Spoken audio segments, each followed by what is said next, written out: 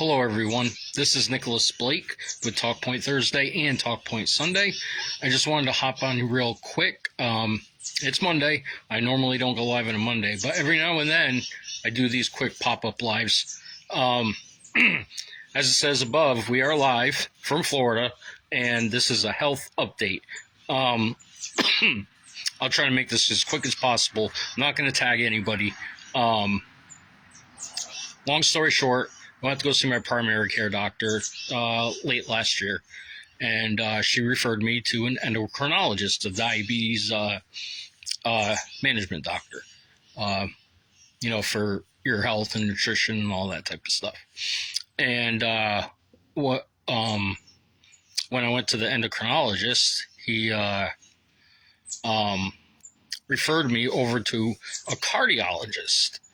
Reason being is because I guess for the last 12 years that I've been taking insulin, my fast-acting insulin that I take before meals, I was taking way too much. Not my fault. I was going by what the doctors prescribed. Over the last 12 years, I've had several primary care doctors. 12 years ago, we lived in Connecticut. I had an endocrinologist in Connecticut, and all the doctors that I have had over the years, primary care, endocrinologist,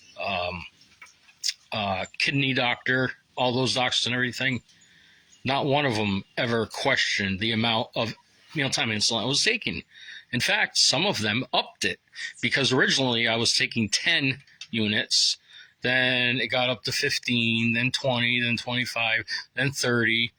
Then they were talking about maybe upping it more. Thank God they didn't, because I guess what I'm supposed to do, I check my sugar anyways, but I'm supposed to check my sugar before a meal. And then, depending on what it is, depends on how much insulin I get. He gave me an example. Say my sugar's 150, okay? I take 2 units. If it's 175, I take 3. If it's 200, I take 4. If it's 225, I take 5, so on and so forth. And so ever since I've been doing that, big improvement. I haven't fallen as much. I haven't gotten lightheaded as much. I've had a little bit more energy. I haven't blacked out. I blacked out several times on my mealtime insulin, and now I see why.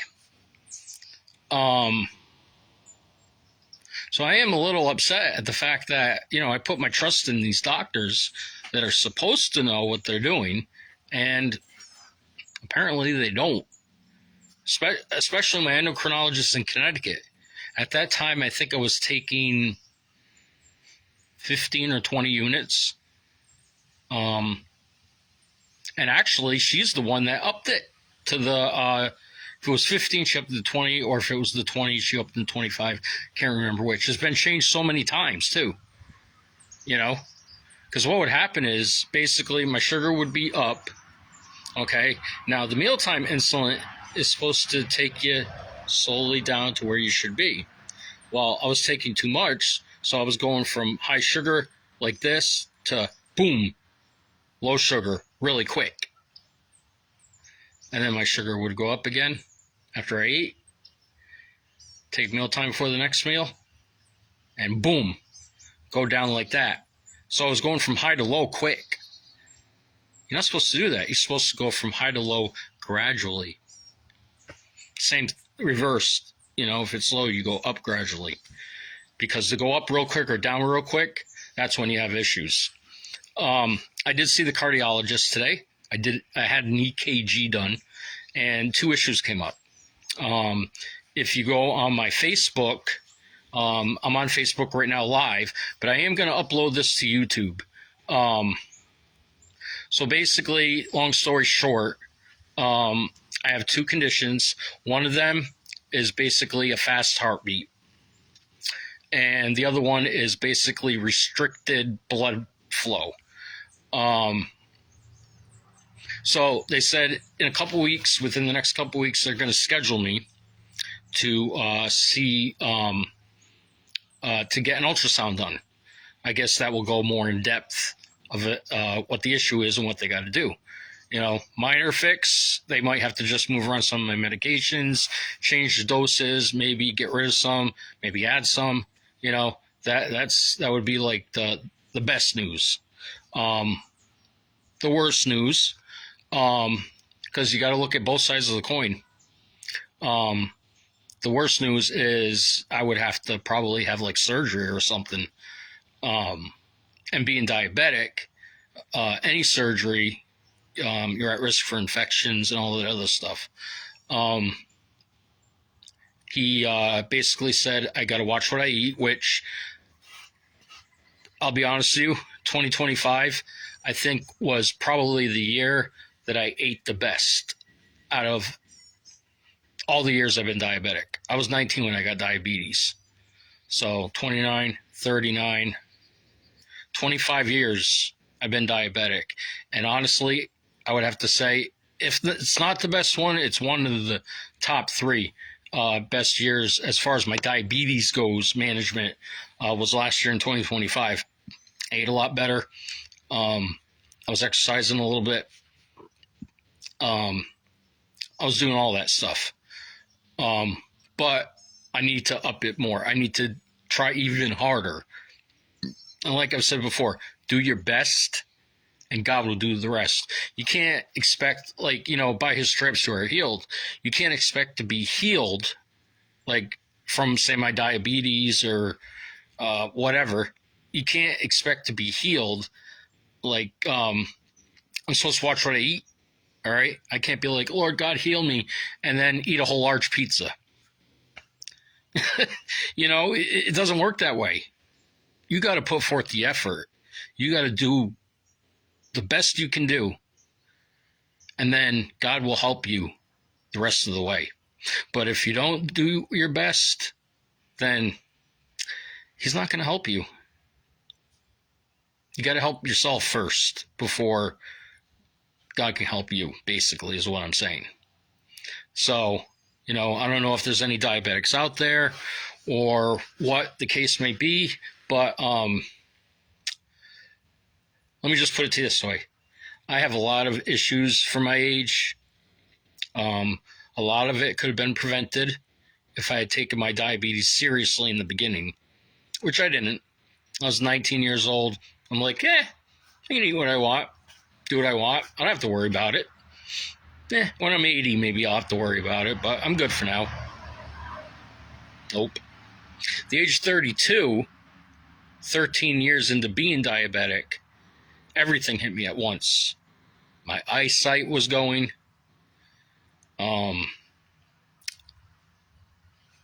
was feeling tired all the time.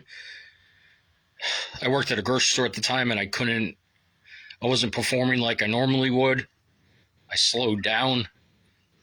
In the end, I ended up not working anymore. I got disability, and unfortunately, I had the attitude of, well, I'm already, messed everything up, so,